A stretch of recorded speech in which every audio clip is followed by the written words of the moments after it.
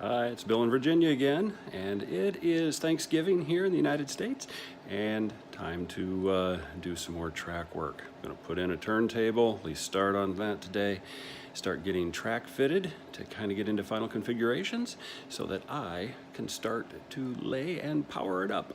Should be fun. So getting started, you can see where I had my original turntable layout.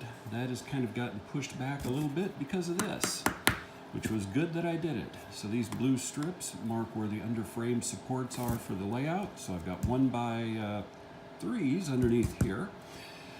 Don't want the center of the turntable there. Right now the center of the turntable is going to be in this particular area. So that pushed everything out a little bit, which is okay. It actually will give me a little bit more room for some of the things that I want to do on this side. Using an X-Acto knife with a serrated blade on it to start the original or the initial cut. I do have a hot knife, so once I get everything kind of cut around on the edge, I'm going to get the hot knife out, kind of go down the middle and on the sides so that I can kind of pull this thing out as a pie, and then I can kind of trim it up and then do a test fit of the base of the turntable. So it should be fun. Well, between the X-Acto knife with the serrated blade and a hot knife, which I picked up at a place called Harbor Freight Tools for about 15 bucks. Hole is cut. What I'm going to do is I'm going to heat up the knife a little bit and I'm going to smooth off the sides, and then I'll do a test fit and we'll see how the turntable fits. You can see my very, very, very thin plywood sub base. It's what is it, like 30 seconds or something like that. Very, very thin, just enough to give a little bit more support to the overall foam board base. This, I will put a hole in it so that I can drop down the bottom part of the turntable. Not going to do that today. I will get it smoothed out. I'll get the turntable in place so that I can start playing with some of the track, and then come back to that a little later. All right, everything's cleaned up. The sides of the turntable pit have been dressed.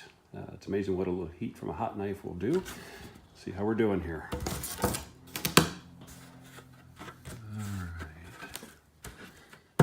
There, good.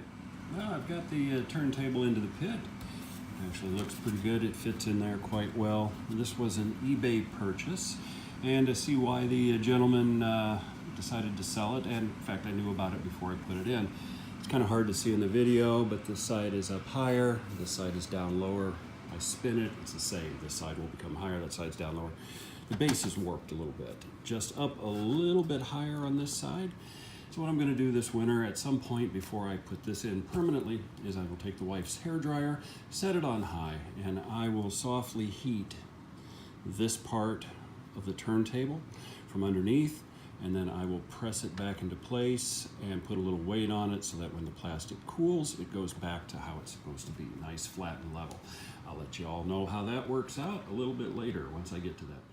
And the next phase is to cut back on the ties so that I got place for my joiners.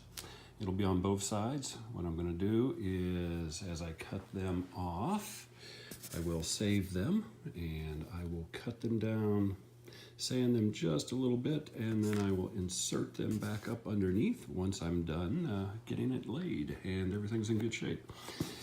Simple process, X-Acto knife, serrated blade, choosing where I want to cut. Generally for like this particular switch, I'm just cutting back to this tie here. Gives me enough space for my joiner, and again then these will be used to kind of add as fill later on. So I've got a lot of them to do, and I've only gotten a few of them done so far, so I'm going to be busy on this for a little while. Well, about 30 minutes later, I have everything cut.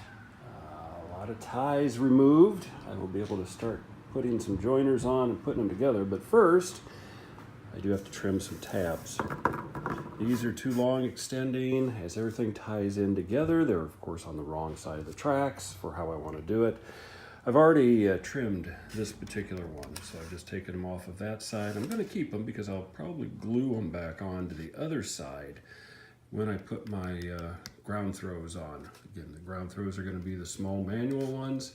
Still got a lot of work to do. Once I get everything all set up, I will use a blue pen to kind of mark center lines. That way I've got HO scale cork, which is going to go across this main area here where it's coming into the yard facility.